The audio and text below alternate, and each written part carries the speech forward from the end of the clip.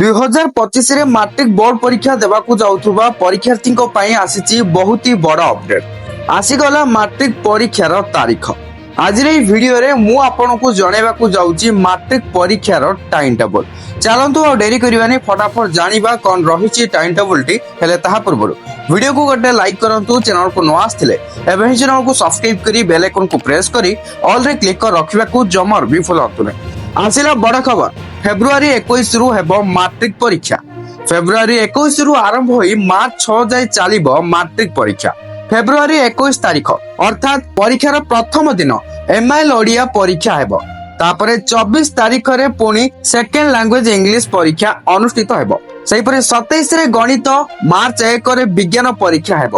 March 3 ରେ ସାମାଜିକ ବିଜ୍ଞାନ ଓ ମାର୍ଚ୍ଚ 6 ରେ ତୃତୀୟ ଭାଷା ହିନ୍ଦୀ ସଂସ୍କୃତ ପରୀକ୍ଷା ହେବ।